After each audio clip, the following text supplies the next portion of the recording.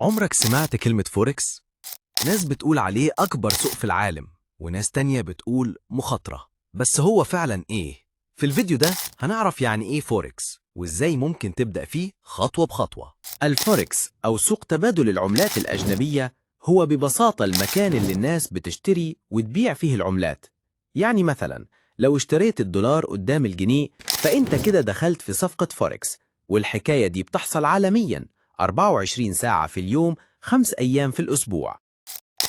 السوق ده مش صغير، اللي بيتعاملوا فيه بنوك، شركات، حكومات، ومتداولين أفراد زيه زيك. والتداول بيتم من خلال منصات إلكترونية بضغطات بسيطة. إزاي بنكسب أو نخسر؟ الربح بيجي لما تشتري عملة وسعرها يعلى، أو تبيعها وسعرها ينزل. بس خد بالك، زي ما في ربح في مخاطرة، وعشان كده لازم تتعلم وتفهم قبل ما تبدأ بأي قرش. تبدأ منين؟ ابدأ تتعلم من مصادر موثوقة، جرب حساب تجريبي الأول، وافهم استراتيجيات التداول.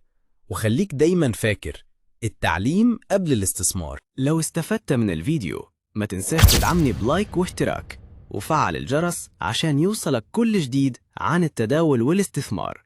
واكتب لي في التعليقات ايه أكتر حاجة عايز تعرفها عن الفوركس.